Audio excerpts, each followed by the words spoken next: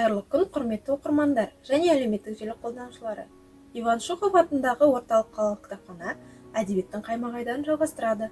Бүгін сіздердің назарларыңызға қазақтың бас ақыны Абай Құнанбаевтың шығармаларын ұсынамыз. Абай Құнанбайұлы 1845 жылы қазіргі Семей облысы Шыңғыстау бөктерінде дүниеге келген. Шын есімі Ибрахим, әкесі Құнанбай, анасы Ұлжан. Абай деп әжесі Зере еркелетіп кеткен болатын. Жастайынан зерек өскен Абайдың зеректілігін әкесі байқайды да болыс істеріне араластыра бастайды. Абай өлең жазуды 10 жасында қолына алады. Оның өлеңдерінде сап-сап көңілім, шәріпке, жақсылыққа, кең жайлау атты өлеңдер шыға бастайды. Ең үлкен шығармаларының бірі Қансонарда 1882 жыл жазылған болатын. Алайда жасы 40-қа келгеннен кейін ғана көркем әдебиетке шындап ықыласып қойып, көзқарасы қалыптасып, сөз өнерінің халық санасына тигізер ықпалын түсінеді. Шығармалар 3 жүйеден өрбиді.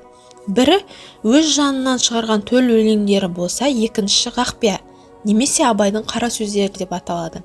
Үшіншісі өзге тілден, әсіресе орысшадан аударған өлеңдері. Абай өлеңдері түгел дерлік махаббаттан құралады. Поэма жанрына көп бой бұрмағаны байқалады.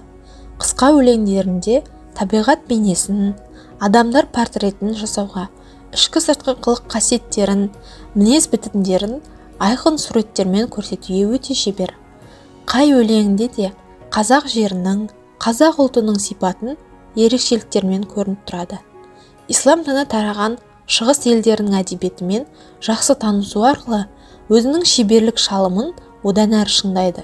Шығыстың 2 хикаясын Масқұт және Ескендір деген атпен өлеңге айналдырады. Ислам дініне өзінше сенген діни таным жайында философиялық көзқарастарын да өлеңмен жеткізеді.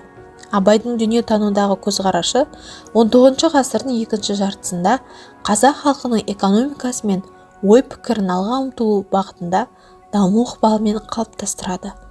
Кез келген халықтың тарих сахнасына шығуы жүйеге бейімделген бір тектес өмір салтын және нәтижесі емес, сонымен бірге қасиет деп саналады. Арман аңсардың да бір тұтасына айғақ.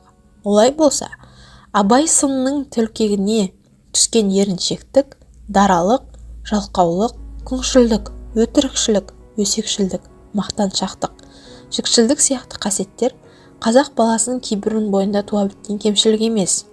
Сол Абай өмір сүрген қоғамдағы саяси әлеуметтік қатынастардың нәтижесінде екенін қою қажет. Сонда Абай бұрынғы балалардың бойынан көрген кемшіліктерді себеп ретінде емес, сол замандағы саяси әлеуметтік қатынастардың салдары ретінде қарастыруға жол ашқан.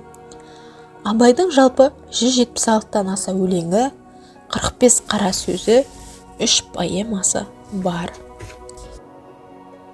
Құрметті оқырман, бүгін сіздермен Абай Құнанбаевтың шығармаларымен және өмірімен таныстық.